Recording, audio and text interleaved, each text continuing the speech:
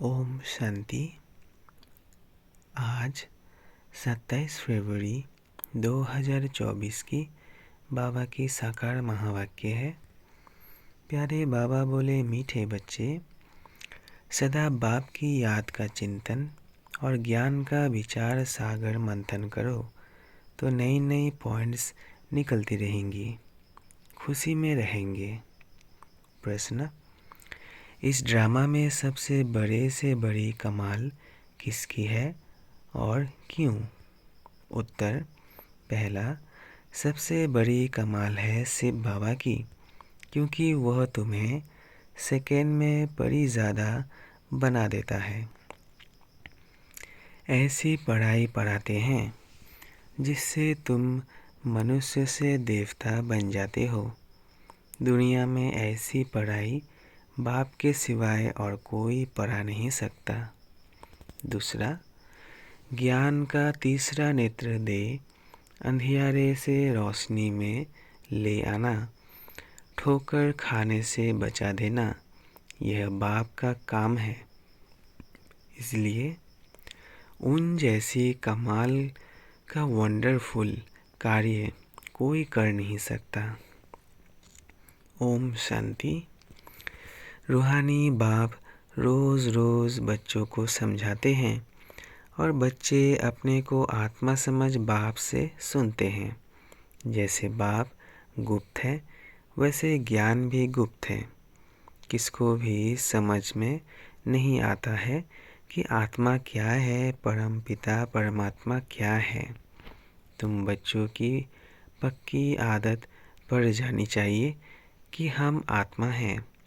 बाप हम आत्माओं को सुनाते हैं। यह बुद्धि से समझना है और एक्ट में आना है। बाकी धंधा आदि तो करना ही है। कोई बुलाएंगे तो ज़रूर नाम से बुलाएंगे। नाम रूप है तब तो बोल सकते हैं। कुछ भी कर सकते हैं। सिर्फ ये पक्का करना है कि हम आत्मा है। महिमा सारी निराकार की है। अगर साकार में देवताओं की महिमा है तो उन्हों को भी महिमा लायक बाप ने बनाया है। महिमा लायक थे, अब फिर बाप महिमा लायक बना रहे हैं। इसलिए निराकार की ही महिमा है। विचार किया जाता है बाप की कितनी महिमा है और कितनी उनकी सर्विस है। वह समर्थ है, वह सब कुछ कर सकते हैं। हम तो बहुत थोड़ी महिमा करते हैं। महिमा तो उनकी बहुत है। मुसलमान लोग भी कहते हैं अल्लाह मियाँ ने ऐसे फरमाया। अब फरमाया किसके आगे? बच्चों के आगे फरमाते हैं, जो तुम मनुष्य से देवता बनते हो। अल्लाह मियाँ ने किसके प्रति तो फरमाया होगा ना। तुम बच्चों को ही समझाते हैं जिसका कोई को पता ही नहीं। अभी तुमको पता पड़ा है, फिर यह नॉलेज ही गुम हो जाएगी। बौद्धि भी ऐसे कहेंगे, क्रिश्चियन भी ऐसे कहेंगे, परंतु क्या फरमाया था ये किसको पता ही नहीं। बाप तुम बच्चों को अल्फ और बे समझा रहे हैं। आत्मा को बाप की याद भूल नहीं सकती। आत्मा अविनाशी है तो याद भी अविनाशी रहती है। बाप भी अविनाशी है। गाते हैं अल्लाह मियाँ ने ऐसे कहा था, परंतु वो कौन है, क्या कहते थे, ये कुछ भी नहीं जानते। अल्लाह मियाँ को ठिक्कर भीतर में कह दिया है तो जानेंगे फिर क्या। भक्ति मार्ग में प्रार्थना करते हैं। अब तुम समझते हो जो भी आते हैं उनको सतो रजो तमो में आना ही है। क्राइस्ट बौद्ध जो आते हैं उनके पीछे सबको उतरना है। चढ़ने की बात नहीं, बाप ही आकर सबको चढ़ाते हैं। सर्व का सद्गति दाता एक है और कोई सद्गति करने नहीं आते। समझो, क्राइस्ट आया, किसको बैठ समझाएंगे। इन बातों को समझने लिए अच्छी बुद्धि चाहिए, नई नई युक्तियाँ निकालनी चाहिए, मेहनत करनी है, रतन निकलना है। इसलिए बाबा कहते हैं, विचार सागर मंथन करके लिखो, फिर पढ़ो कि क्या क्या मिस हुआ। बाबा का जो पाठ है वो चलता रहेगा। बाप कल्प पहले वाली नॉलेज सुनाते हैं। यह बच्चे जानते हैं कि जो धर्म स्थापन करने आते हैं उनके पीछे अनेक धर्म वालों को भी नीचे उतरना है। वह किसको चढ़ाएंगे कैसे? सीधी नीचे उतरना ही है। पहले सुख, पीछे दुख। यह नाटक बड़ा फाइन बना हुआ है। विचार सागर मंथन करने की ज़रूरत है। वो कोई की सद्गति करने नहीं आते, वह आते हैं धर्म स्थापन करने। ज्ञान का सागर एक है और कोई में ज्ञान नहीं है। ड्रामा में दुख सुख का खेल तो सभी के लिए है। दुख से भी सुख जास्ती है। ड्रामा में पाठ बजाते हैं तो ज़रूर सुख होना चाहिए। बाप दुख थोड़ी स्थापन करेंगे। बाप तो सबको सुख देते हैं, विश्व में शांति हो जाती है। दुख धाम में तो शांति हो ना सके।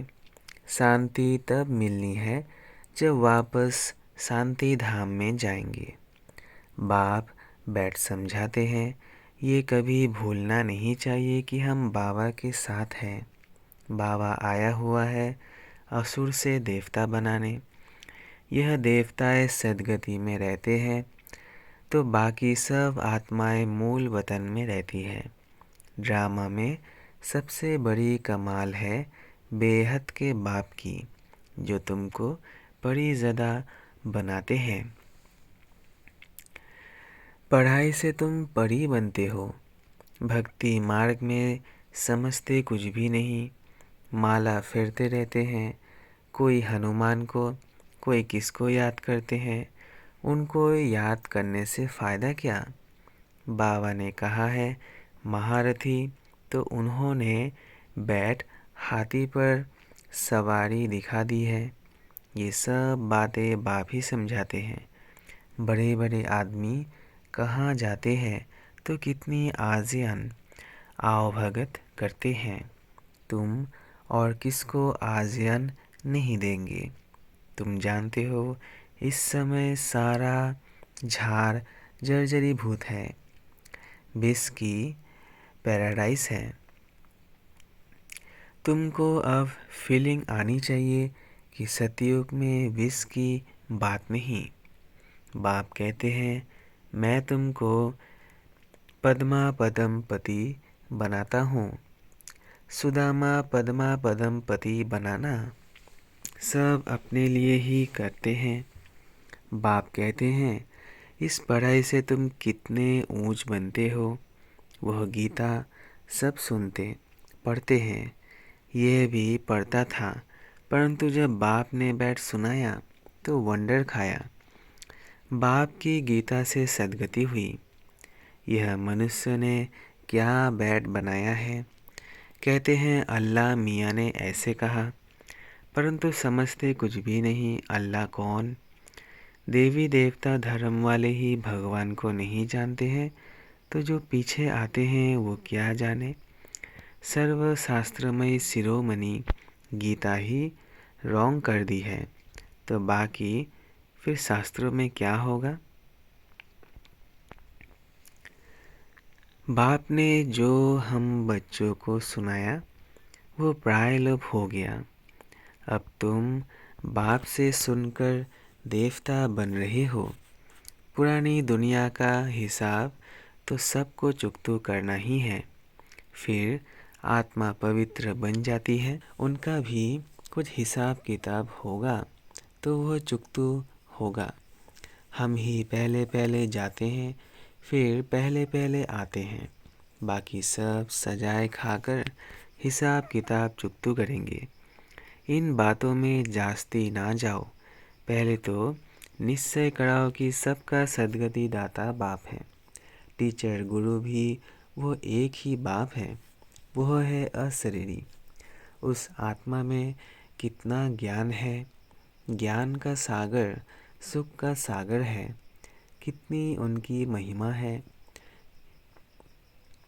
है वो भी आत्मा। आत्मा ही आकर शरीर में प्रवेश करती है। सिवाय परमपिता परमात्मा के तो कोई आत्मा की महिमा कर नहीं सकते, और सब शरीरधारियों की महिमा करेंगे। यह है सुप्रीम आत्मा। बिगर शरीर आत्मा की महिमा सिवाय एक निराकार बाप के कोई की हो नहीं सकती। आत्मा में ही ज्ञान के संस्कार है। बाप में कितने ज्ञान के संस्कार है। प्यार का सागर, ज्ञान का सागर, क्या यह आत्मा की महिमा है? कोई मनुष्य की यह महिमा हो न सके। श्री कृष्ण सतयुग का पहला नंबर प्रिंस है। बाप ही आकर बच्चों को वर्षा देते हैं, इसलिए उनकी महिमा गाई जाती है। शिव जयंती हीरे तुल्य है। धर्म स्थापक आते हैं, क्या करते हैं? समझो क्राइस्ट आया, उस समय क्रिश्चियन तो है नहीं। किसको क्या नॉलेज देंगे? करके कहेंगे अच्छी चलन चलो। यह तो बहुत मनुष्य समझाते रहते हैं, बाकी सद्गति की नॉलेज कोई दे ना सके। उनको अपना अपना पार्ट मिला हुआ है। सतो रजो तमो में आना ही है। आने से ही क्रिश्चियन की चर्च कैसे बनेंगी?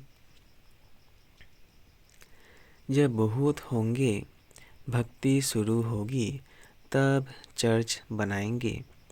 उसमें बहुत पैसे चाहिए, लड़ाई में भी पैसे चाहिए। तो बाप समझाते हैं ये मनुष्य सृष्टि झाड़ है। झाड़ कभी लाखों बरस का होता है क्या? हिसाब नहीं बनता। बाप कहते हैं, हे बच्चे, तुम कितने बेसमझ बन गए थे, अभी तुम समझदार बनते हो। पहले से ही तैयार होकर आते हो राज्य करने। वो तो अकेले आते हैं, फिर बाद में वृद्धि होती है। झाड़ का फाउंडेशन देवी देवता, उनसे फिर 3 ट्यूब निकलती है। फिर छोटे छोटे मठ पंथ आते हैं, वृद्धि होती है, फिर उनकी कुछ महिमा हो जाती है, परंतु फायदा कुछ भी नहीं। सबको नीचे आना ही है। तुमको अभी सारी नॉलेज मिल रही है। कहते हैं गॉड इज़ नॉलेजफुल, परंतु नॉलेज क्या है ये किसको मालूम नहीं है। तुमको अभी नॉलेज मिल रही है। भाग्यशाली रथ तो ज़रूर चाहिए। बाप साधारण तन में आते हैं, तब यह भाग्यशाली बनते हैं। सतयुग में सब पद्मा पदम भाग्यशाली है। अब तुमको ज्ञान का तीसरा नेत्र मिलता है, जिससे तुम लक्ष्मी नारायण जैसे बनते हो। ज्ञान तो एक ही बार मिलता है, भक्ति में तो धक्के खाते हैं। अंधियारा है, ज्ञान है दिन, दिन में धक्के नहीं खाते। बाप कहते हैं भल घर में गीता पाठशाला खोलो। बहुत ऐसे हैं जो कहते हैं हम तो नहीं उठाते, दूसरों के लिए जगह देते हैं। यह भी अच्छा। यहाँ बहुत साइलेंस होनी चाहिए। यह है होलीएस्ट ऑफ होली क्लास, जहाँ शांति में तुम बाप को याद करते हो। हमको अब शांति धाम जाना है, इसलिए बाप को बहुत प्यार से याद करना है। सतयुग में 21 जन्म के लिए तुम सुख शांति दोनों पाते हो। बेहद का बाप है, बेहद का वर्षा देने वाला। तो ऐसे बाप को फॉलो करना चाहिए। अहंकार नहीं आना चाहिए, वह गिरा देता है। बहुत धैर्यवत अवस्था चाहिए, हट नहीं। देह अभिमान को हट कहा जाता है। बहुत मीठा बनना है। देवताएं कितने मीठे हैं, कितनी कशिश होती है। बाप तुमको ऐसा बनाते हैं, तो ऐसे बाप को कितना याद करना चाहिए। तो बच्चों को यह बातें बार बार सिमरन कर हर्षित होना चाहिए। इनको तो निश्चय है कि हम शरीर छोड़ यह लक्ष्मी नारायण बनेंगे। एम ऑब्जेक्ट का चित्र पहले पहले देखना चाहिए। वह तो पढ़ाने वाले देहधारी टीचर होते हैं। यहाँ पढ़ाने वाला निराकार बाप है जो आत्माओं को पढ़ाते हैं। यह चिंतन करने से ही खुशी होती है। इनको यह नशा रहता होगा कि ब्रह्मा सो विष्णु, विष्णु सो ब्रह्मा कैसे बनते हैं। यह वंडरफुल बातें तुम ही सुनकर धारण कर फिर सुनाते हो। बाप तो सबको विश्व का मालिक बनाते हैं। बाकी यह समझ सकते हैं कि राजाई के लायक कौन कौन बनेंगे। बाप का फर्ज है बच्चों को ऊंचा उठाना। बाप सबको विश्व का मालिक बनाते हैं। बाप कहते हैं मैं विश्व का मालिक नहीं बनता हूँ। बाप इस मुख द्वारा बैठ नॉलेज सुनाते हैं। आकाशवाणी कहते हैं परंतु अर्थ नहीं समझते। सच्ची आकाशवाणी तो यह है जो बाप ऊपर से आकर इस गोमुख द्वारा सुनाते हैं। इस मुख द्वारा वाणी निकलती है। बच्चे बहुत मीठे होते हैं। कहते हैं बाबा आज टोली खिलाओ। झजी बहुत टोली बच्चे। अच्छे बच्चे कहेंगे हम बच्चे भी हैं तो हम सर्वेंट भी हैं। बाबा को बहुत खुशी होती है बच्चों को देखकर। बच्चे जानते हैं समय बहुत थोड़ा है। इतने जो बॉम्ब्स बनाए हैं वो ऐसे ही फेंक देंगे क्या। जो कल पहले हुआ था सो फिर भी होगा। समझते हैं विश्व में शांति हो, परंतु ऐसे तो हो ना सके। विश्व में शांति तुम स्थापन करते हो। तुमको ही विश्व के बादशाही की प्राइज मिलती है। देने वाला है बाप। योग बल से तुम विश्व की बादशाही लेते हो। शारीरिक बल से विश्व का विनाश होता है। साइलेंस से तुम विजय पाते हो। अच्छा, मीठे मीठे सिकिलधे बच्चों प्रति माता पिता बाप दादा का याद प्यार और गुड मॉर्निंग। रूहानी बाप की रूहानी बच्चों को नमस्ते। हम रूहानी बच्चों की रूहानी माता पिता बाप दादा को याद प्यार गुड मॉर्निंग और नमस्ते नमस्ते नमस्ते। शुक्रिया बाबा, शुक्रिया। धारणा के लिए मुख्य सार पहला है, अपनी अवस्था बहुत धैर्यवत बनानी है। बाप को फॉलो करना है। किसी भी बात में अहंकार नहीं दिखाना है। देवताओं जैसे मीठा बनना है। दूसरा, सदा हर्षित रहने के लिए ज्ञान का सिमरन करते रहो। विचार सागर मंथन करो। हम भगवान के बच्चे भी हैं तो सर्वेंट भी है। इसी स्मृति से सेवा पर तत्पर रहो। वरदान, मनमना भाव के साथ मध्याजी भाव के मंत्र स्वरूप में स्थित रहने वाले महान आत्मा भव। मनमना भाव के साथ मध्याजी भाव के मंत्र स्वरूप में स्थित रहने वाले महान आत्मा भव। आप बच्चों को मनमना भाव के साथ मध्याजी भाव का भी वरदान है। अपना स्वर्ग का स्वरूप स्मृति में रहे, इसको कहते हैं मध्याजी भाव। जो अपने श्रेष्ठ प्राप्तियों के नशे में रहते हैं, वही मध्याजी भाव के मंत्र स्वरूप में स्थित रह सकते हैं। जो मध्याजी भाव है वो मनमना भाव तो होंगे ही। ऐसे बच्चों के हर संकल्प, हर बोल और हर कर्म महान हो जाते हैं। स्मृति स्वरूप बनना माना महान आत्मा बनना। स्लोगन: खुशी आपका स्पेशल खजाना है, इस खजाने को कभी नहीं छोड़ना। खुशी आपका स्पेशल खजाना है, इस खजाने को कभी नहीं छोड़ना। अच्छा, ओम शांति, ओम शांति, ओम शांति।